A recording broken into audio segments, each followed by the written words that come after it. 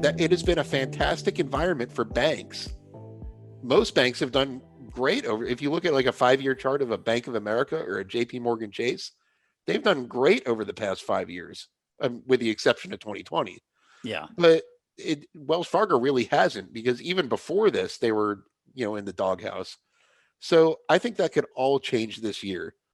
And I already kind of alluded to the first reason why, and it's because they're primarily focused on commercial banking, meaning they're pretty much a savings and loan.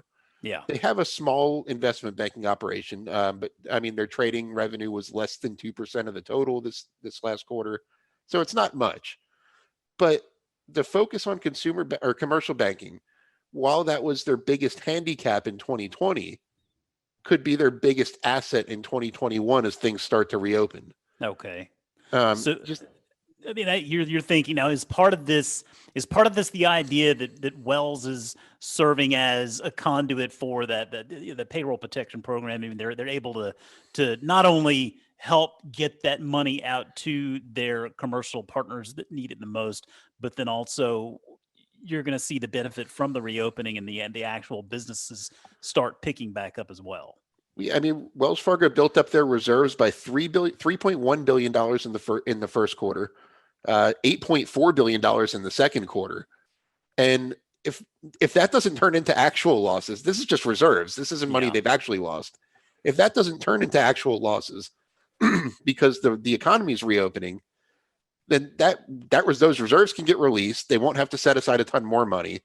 Their default rate's not going to tick up. It really doesn't look too bad right now. Their default rates or the charge-off rates at 0.29%, which is actually really low for a bank right now.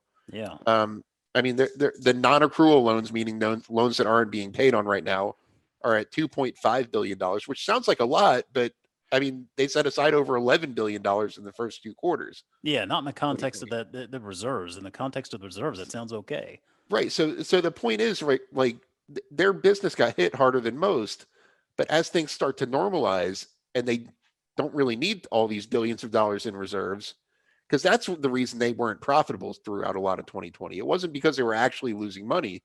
It's because they were setting aside these reserves, and that counts as negative earnings. Yeah. So it wasn't that they actually lost money. So we saw J.P. Morgan. I mean, another great example. I mean, a little bit of a different operator there, but I mean, J.P. Morgan did. I think at some point here recently, I think it was the October quarter, they had reported somewhere in the neighborhood of $30 billion in reserves they put aside. And Jamie Dimon on the call was talking about sort of a tale of 2 halves of 2021, where they expected to see whatever charge-offs they see, they expect that to peak here in the first half. And then to what you've been talking about here, you really start to see those reserves being released. That trickles on down to that bottom line, can make a big difference. Now, the other thing that we're talking about too, and I'd love to get your take on this, is buybacks. I mean, share buybacks and dividends are a big part of the thesis when you invest in banks, typically, aren't they? Right, and all banks had to suspend their buybacks in 2020 as the pandemic worsened. That was the Federal Reserve said, okay, pump the brakes on buybacks for the time being. They just gave banks the go-ahead to resume buybacks starting in the first quarter if their capital levels allow it. Right. Now, Wells Fargo has $25 billion in excess capital right now because they're not allowed to do anything with it. Yeah. They're also limited in how much dividends they could pay this year. If you remember, Wells Fargo was the only one of the big four that was really forced to slash its dividend. Yep. And it ended up cutting its payout by 80%. So it's got all this excess capital sitting on the sidelines. That 25 billion is probably going to grow by the next time we hear about it, just because they're profitable right now.